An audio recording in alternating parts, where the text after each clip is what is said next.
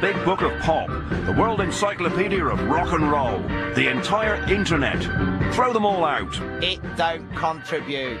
It does nothing. And replace them with the Blagger's Guide, radio's cut-out and keep guide to the entire history of popular music. Blagger's Guide. What time do you have? In sound bite-sized form. Get on with it, I'm on a double yellow. Hello, I'm David Quantick.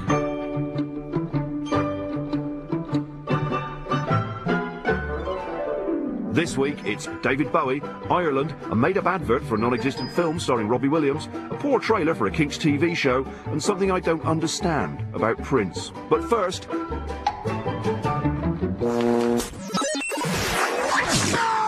The year is 1975. Don't worry, it isn't really. If it was, I'd be in trouble for missing double geography and my parents would be wondering why I was in London. So we're just saying, it's 1975. The year a new music exploded out of the ether and changed the way we think about everything. Punk rock. I am an anti-coaster. I am an I'm in New York City. Actual New York City. Woody Allen's just gone past in a yellow cab, eating a Carnegie deli sandwich. Statue of Liberty's at one end of the street, and at the other, the Empire State Building. New York City. And I'm standing right outside CBGB's, the cradle of punk. Formed, by the way, Blagger's Fact, as a boring sort of country and western hangout. Its full name being Country, Bluegrass, Blues and Other Music for Uplifting Gormandizers. Oh dear. CBGB's was in fact a dive where rough-sounding bands could get gigs. It played host to early punk acts like Television, Talking Heads, and Blondie. Now, the important thing... Hang on. Let's just play that back, shall we? Early punk acts like Television, Talking Heads, and Blondie. Oh, that's punk, is it? Oh, very punk. Well, that's Americans for you. Coming to the war 2 years late, and they say they invented punk. Rubbish. Because there is, was, and only ever will be one American punk band. let's go. The Ramones.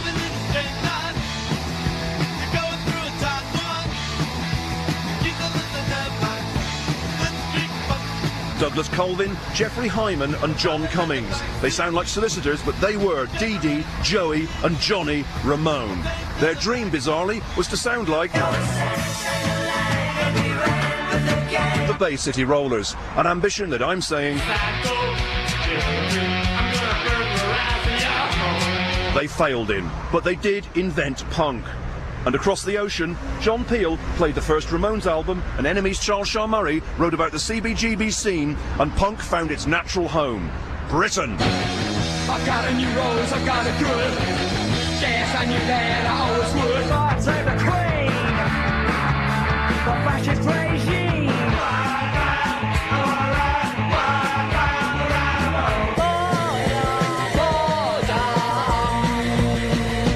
Boredom. Rocks. Yes, notice Sting there, cocking it up as usual. I'm back in London now because punk was very London. It made life bearable in England, even if it meant you couldn't get any girls because you were horrible. But girls liked it too, and they formed bands like they never had before. Some people think little girls should be seen and not heard, but I think, oh, bondage! Up yours! 1, 2, 3, 4!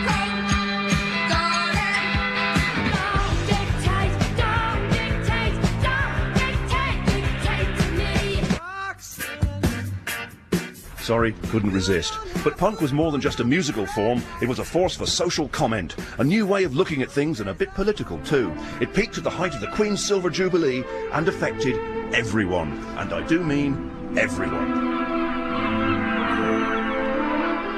Your Majesty, welcome to Desert Island Discs. Thank you for stepping in at such short notice after Idi Amin pulled out. Yes, Tar. Get on with it, I'm on a double yellow. Now, your next record is an unusual choice. God Save the Queen by the Sex Pistols. Yes, they wrote it for my Jubilee, you know. Philip only gave me a biro. And how do you feel about that? The song, not the biro. Well, At first I was a bit annoyed. I mean, they did say I wasn't a human being. But then I took it in the spirit it was intended, and I rather like it now. I see. So, for Her Majesty Queen Elizabeth II, it's the Sex Pistols with God Save the Queen. Shuffing,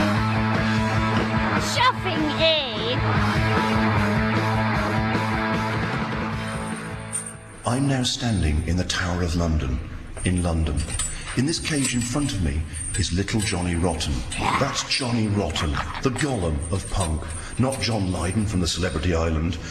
Little Johnny Rotten has been kept here in this tiny cage since 1976, and I'm now going to poke him with this stick. Get your foxy stick away from me, Grandad. Hello, little Johnny Rotten. I'm doing the Blagger's Guide to Punk for Radio 2. Oh, how old-fashioned and bourgeois. Throw me a biscuit, will you? I've only eaten rats and children since 1976. In a minute, when you've helped me. If anyone can distill the essence of punk, it's you, little Johnny Rotten. Give us some key phrases for people to pretend they're a punk while they're having their ale or their Ritalin juice. Fine. Poxy, depressing, insipid. More. The system makes morons of us. Fantastic. Reject your conditioning. Keep it up. Destroy. No future. Say no to vegetables. Well done, little Johnny Rotten. Here's your biscuit. Oh, don't drop it in the sawdust. Insects. In a world he didn't know. What the heck is it? Some kind of deformed dwarf. I have a dirty mind, girl. Ew. He was Prince, the Sextraterrestrial. Sex. The dwarf that tried to touch the world. I just need some extra time and your kiss. No, we didn't leave that in by accident. In all of popular music, one figure towers above everyone else like a sort of human tower. So who is this man? The Gene Genie, the Thin White Duke, Aladdin Sane, Major Tom, the Laughing Gnome. He is, of course, not Phil Collins. Although he probably could be if he wanted to. David Bowie is his name. Born David Jones, although he changed his name because... Blaggers. Fact. He was worried that people would confuse him with Davy Jones from the Monkees. Although if Davy Jones from the Monkees had ever done this...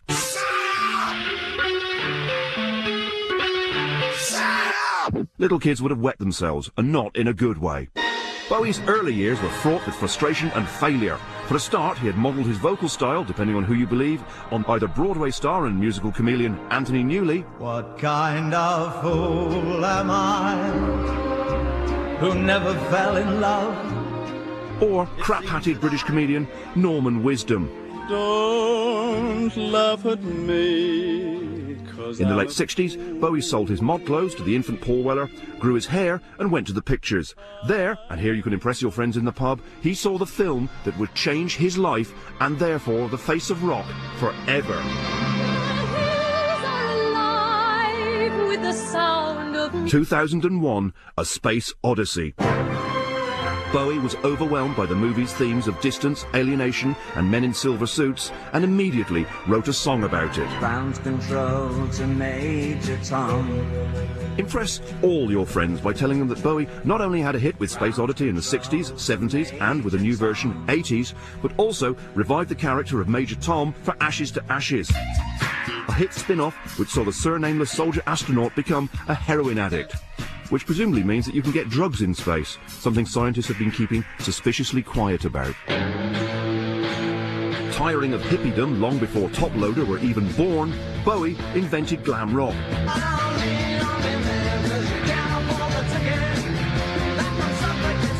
Revived the careers of Lou Reed, Iggy Pop and Lulu and retired, only to come back and invent post-apocalyptic rock.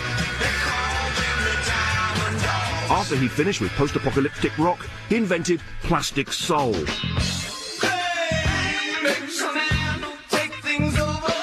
Then he got into space drugs, told you, made The Man Who Fell to Earth, and moved to Berlin. Luckily, he was living next door to Nazi film director Leni Riefenstahl, who filmed this clip of Iggy Pop arriving at David Bowie's flat in Berlin.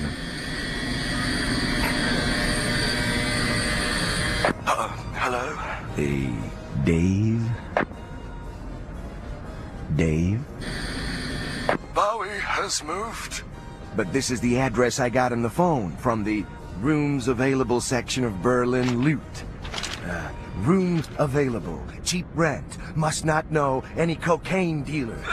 Knowledge of dentistry an advantage. Berlin 48327. Ask for Mr. David Bowie, the rock star. I spoke to you. You gave me this address. It's me, Iggy Pop. Surprise! He has gone away. This is, Heinz. A new identity, All right, listen up. I heard you were short of cash, so I brought you some. I didn't move here to save money. I came for the anonymity, because I like Max Reinhardt and Brecht and all that. You gonna let me in? I thought we could call the place The Tank, because we'd be reptiles. The chameleon, that's you, Davo. And the iguana, Iggy. Me, get it? We could live just on fruit, flowers, and leaves. And thus it almost was. Iggy moved in with Bowie. That must have been a hell of a housewarming. Anyway, in Berlin, Bowie befriended slaphead intellectual and U2 roadie Brian Eno. Together, the suddenly Christian nameless Bowie, he really is easily influenced, and Eno invented 1980s music. All of it. And then it all went wrong. Put on your red shoes and dance the blues. Having invented 80s music in the 70s, David Bowie had nothing to do when it came to the actual 80s. He was so ahead of his time that he was given the decade off as a sort of present, which is when he looked around and saw just how well his peers were doing. David, me and Phil Collins are just going to burn some diamonds in the garden. Are you coming? Oh, sorry, Mick. I'm not very rich. All that inventing new genres means that I'm respected for my genius. But I'm skint. You pran it. You don't want to be inventing new genres. You want to be doing what we do. Yeah, again, a producer. Nick a load of ideas off the kids, buy a stupid shiny suit, and Bob's your uncle. And so it was. And thanks to Mick Jagger, the new suited, shiny and hair like a scrambled egg Bowie was a big star.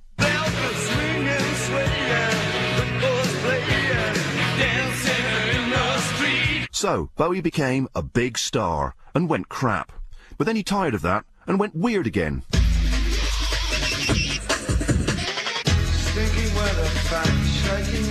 In the 90s, David Bowie was so weird, he grew a little goatee beard like a Frenchman, and then he started a rotten band called Tin Machine. But then he looked around again and discovered he had become an influence.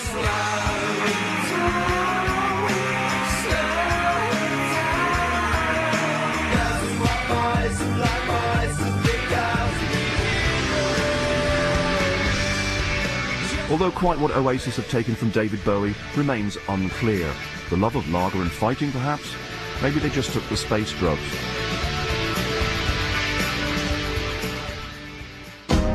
He came, he saw, he minced. Okay, hotshots, what do you call yourself? Williams. Robbie Williams. And you? What do you call yourself, big boy? For one brief moment, the world was his. Why don't you try sticking your head up your fat ass and see if it fits, Barlow? Robbie Williams is face. Come over here and say hello to my tiny little friend. Robbie Williams. Power. Money. No respect. I think that's libelous. Anyway, what do the following records have in common?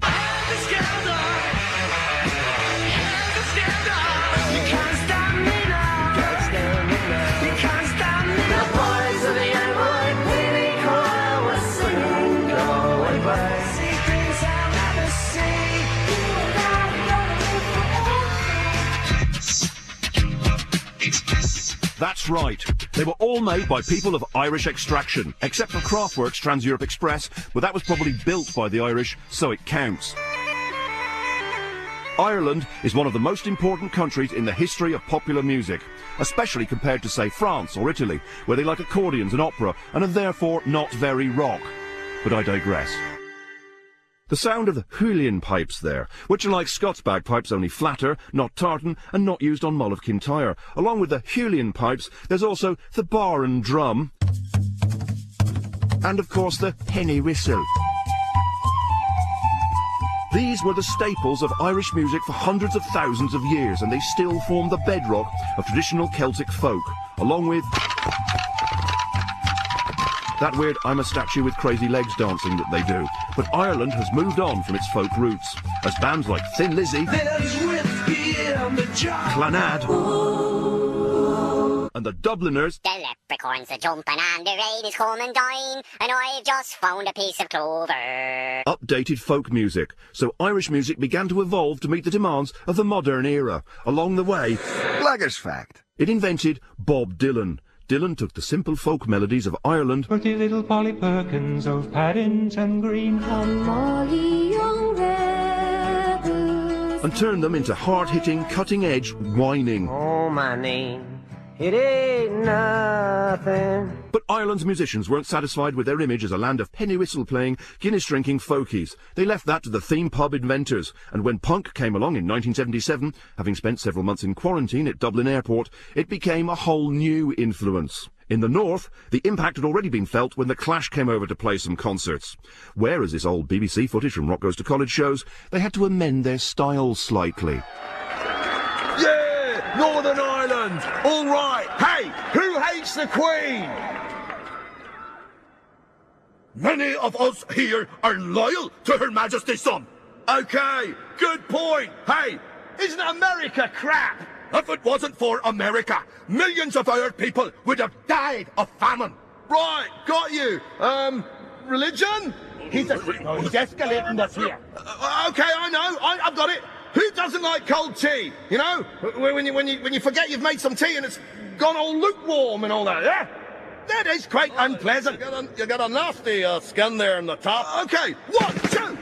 All right, cold tea. The Clash there. Punk went on to sweep the whole of Ireland, north and south. Dublin's Boomtown Rats were the first to become famous. Their Ramalama punk riffs and sneering punk shouting made them the first punk band to have huge punk hits like Tell me why I don't like Mondays. Tell me why I don't like Mondays. One of the key things to say to your friends about Johnny Punk Rock is that he's a very broad church indeed. Things were a little more convincing up the road in the north. In Derry, the Undertones made Teenage Kicks, one of the defining records of the era. Punk, rock, teen, romance.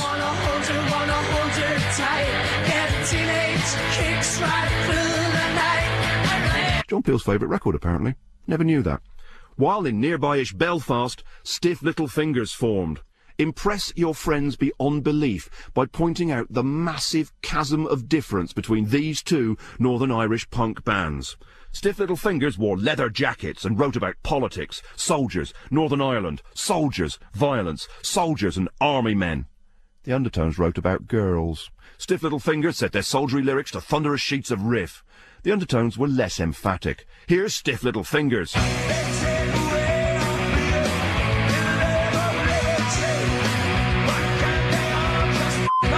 And here's the Undertones.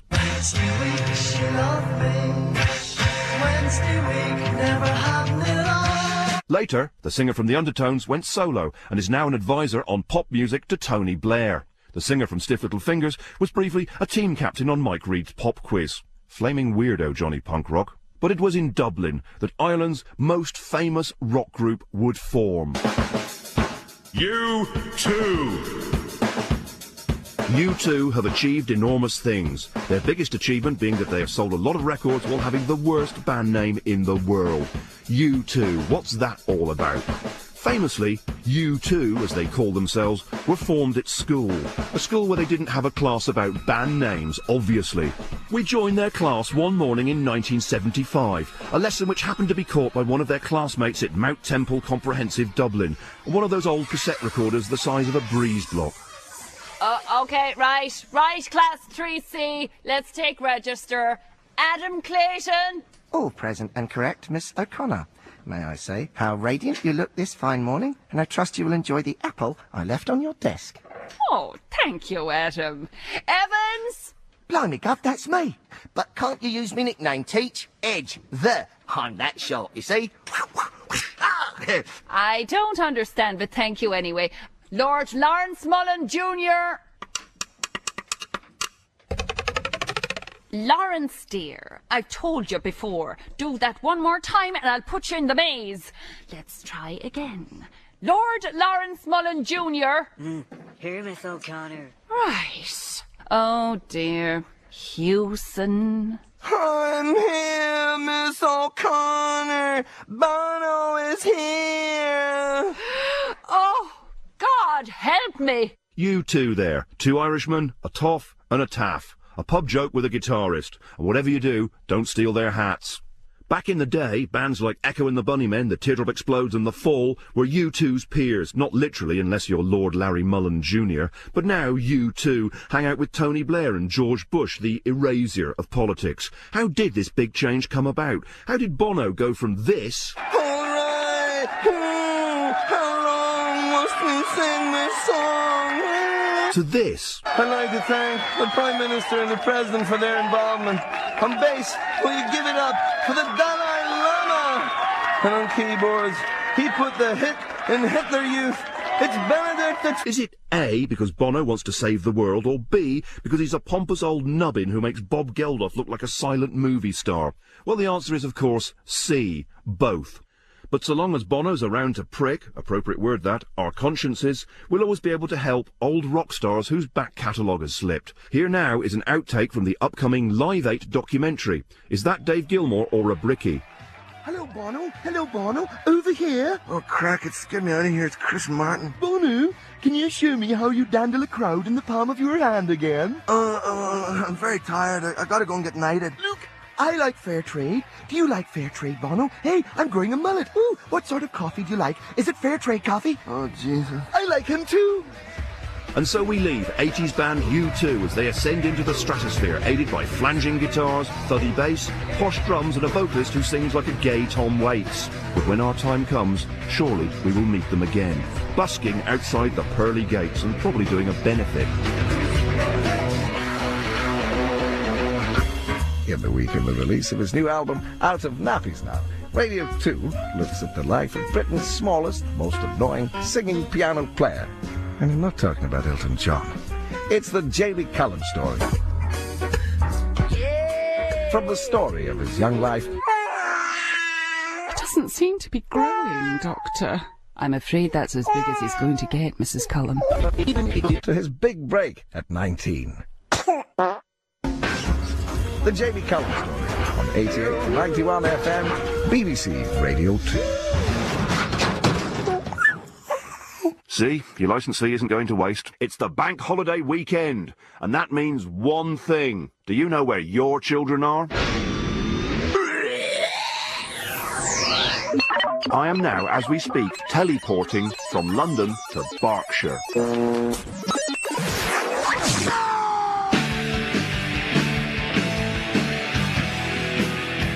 Welcome to the Blagger's Guide to the Reading Festival. Because if there's one event in the British rock calendar that sums up the whole festival experience, that event is Glastonbury. But Glastonbury's polar opposite, the, as it were, Mordor to Glastonbury's Shire, is Reading. One of the key differences is demographic. Glastonbury is more like Notting Hill on holiday. It's 4x4s and organic tuk-tuk vans delivering fresh hash cakes to your front tent door. In fact, if you stand in the middle of the green fields on a Sunday and shout Sebastian, everybody turns round, except Sebastian, who's monged on mushrooms. Whereas Reading is all bad powdered mushroom soup eaten by teenagers, all called Lucy. Where Glasgow is all fields and face painting and can Millie come to the acoustic tent where her friends are quietly tripping, Reading is rock and leather and plastic bottles full of bladder content being thrown at meatloaf. Or at least, Sunday is. Sunday at Reading carries the true spirit of the festival. And here's why. Listen to this. The Reading lineup for 2005. Iggy and the Original Stooges. Marilyn Manson. And Iron Maiden. For heaven's sake, you could have had the Charlatans.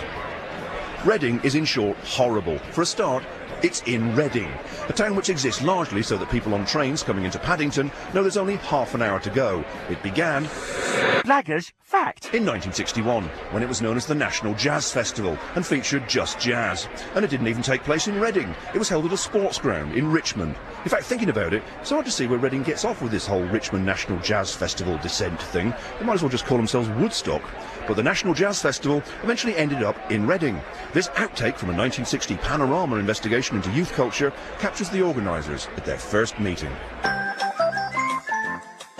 So, it's agreed. We're going to change the name of the festival to the Reading Festival. And we're going to hold it in Dunstable. Reading? What? Oh, yes, sorry. Now, I've been told by my granddaughter, Susan, that jazz is out, Daddy-O, and the beatniks are digging up pop music. What the hell are we going to do? We could have a dancing bear. No. I've got a copy of the New Musical Express here. And it's absolutely stuffed with beat groups and singers.